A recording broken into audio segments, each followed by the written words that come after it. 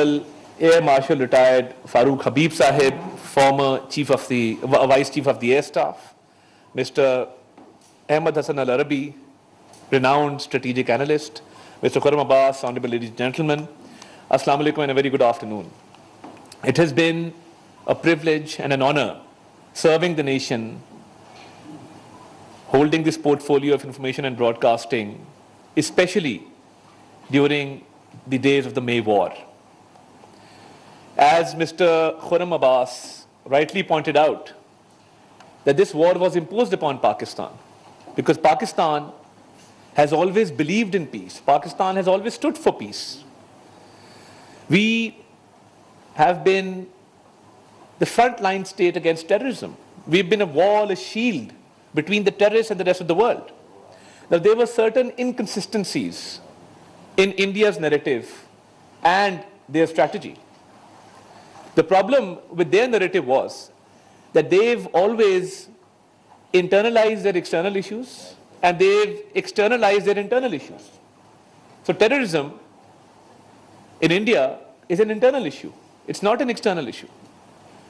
The dispute of Jammu and Kashmir, as Dr. Khurram Abbas rightly pointed out, is an external issue. It's an international issue. It's an international dispute. There are United Nations Security Council resolutions giving the people, the indigenous people of Jammu and Kashmir, the right to self-determination. Now, when the Pahalgam incident happened, it was yet another example of India playing up on a false flag operation and creating a false narrative. There were so many inconsistencies. As soon as the Pahalgam incident happened, we were right on the job. And I must also mention here that the strength of the narrative lies in unity and unity of thought and action between state institutions. So all state institutions were aligned. We had a common purpose, an objective, and that was to put the truth out there in an effective manner. Right after the Pahalgam incident,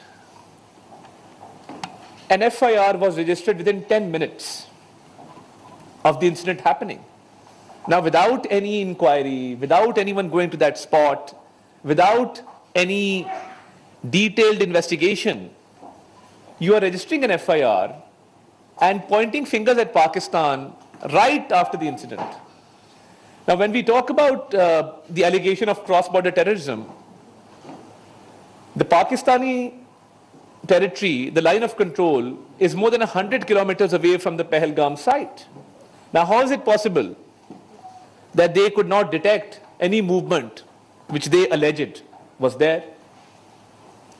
So, right from the beginning, our narrative during the May War gained strength because we expressed the truth at the right forum at the right time. Because when it comes down to narrative, it's all about saying the right thing at the right time at the right forum.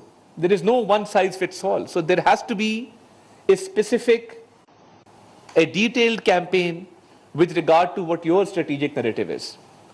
And we got a big boost in the narrative domain when Prime Minister of Pakistan, Mohammad Shehbaz Sharif Sahib, speaking at PMA Academy Kakul, offered an investigation, a fair, transparent, independent investigation into the Pahalgam incident. Now, ladies and gentlemen, a year has passed, and that offer which the Prime Minister made, there was no response. And there couldn't be any response because we knew that it was a false flag operation, and Pakistan proved that our hands are clean. And it was India which shied away from an investigation. And then to attack innocent civilians, civilian population within Pakistan on the pretext of this false flag operation, it further damaged India's stance, especially at the global stage. I had taken a delegation of local and international journalists to one of the sites where India alleged that there were terrorist camps. We went to Bela Noor Shah in the Azad Jammu and Kashmir area. We took a big delegation of journalists to show them that India's allegations were false.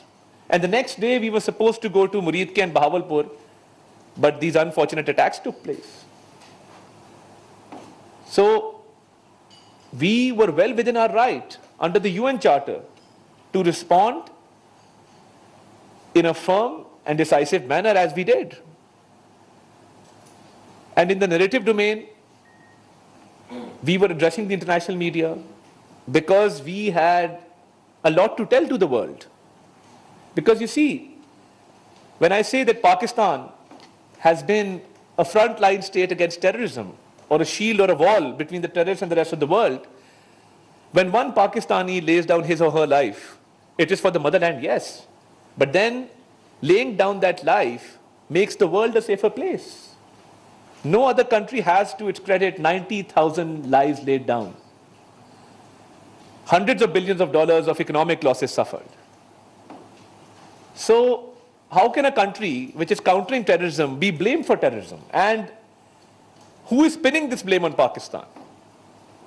A country which is responsible for the assassination of Sikhs across the globe?